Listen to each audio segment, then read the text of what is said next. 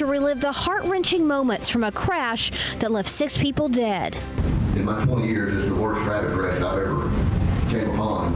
The truck driver accused of causing it all on trial right now. Lots of cars, lots of people dead, lots of people burning up.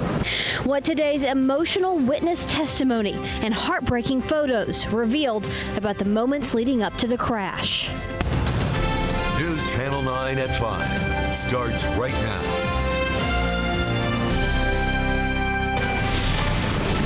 Happening right now, witnesses forced to relive this nightmare scene where 6 people were killed in 2015. I'm Joshua. And I'm Latricia Thomas. Today, the trial began for the truck driver accused of causing this. His truck slammed into stop traffic on Interstate 75 2 years ago. A total of 9 vehicles involved. These 6 people were killed at the crash. Tiffany Watts, Sandra Anderson, and 2 young girls, Jason Ramos and Brian Gallagher, all killed that day. Testimony in Benjamin Brewer's trial is still going on at this hour. You're looking at a live look inside the courtroom.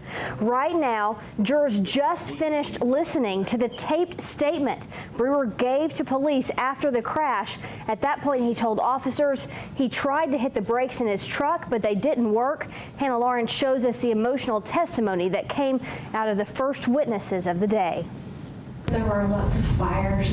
Everyone who sat on this stand today wishes they had never seen this crash on one of Chattanooga's busiest highways. Lots of cars, lots of people dead, lots of people burning up. I was just amazed at how far he went. It was overwhelming, all the stuff I saw. There was some life Today, a mother crying, behind us in our lane. telling the jury what happened to her family in June of 2015. It was not appearing to slow down.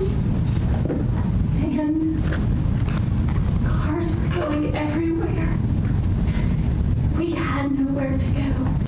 The aftermath so gruesome, trained professionals with years of experience in law enforcement had a hard time responding. That's the first time in my career I had so much going on that I have a hard time remembering everything that I did or even I saw. Greg Gibson was one of the first officers on scene that day, but before he got there, witnesses like Bobby DeLay I went out and had already rushed in to help. asked the lady that was laying in front of my truck if she was all right, but she was already dead. Memories like those proved to have a lasting impact tonight. I was at the wrong place at the wrong time. I'm a terrible passenger. I don't care about it.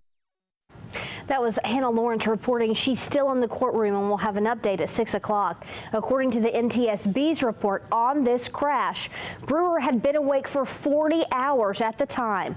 The NTSB goes on to say that Brewer's truck was traveling at close to 80 miles an hour. The speed limit on that part of the interstate for trucks is 55. Perhaps most shocking, the agency says Brewer had methamphetamine in his system when he caused the crash. Today, the woman who took Brewer's blood test took the stand. She described his demeanor and what he said to her before the blood draw. What's done's done. I can't undo it. I don't understand why I'm here. They won't let me go home. Can I go home after the blood draw? The NTSB also found Brewer failed drug tests in July of 2013 and May 2015, and he had several crashes already on his driving record. One day before the Ottawa crash, investigators say Brewer caused a minor accident in Florida. Benjamin Brewer also faces lawsuits over the deadly crash. 6 lawsuits have been filed in Hamilton County against Brewer and the company he worked for, Cool Runnings Express.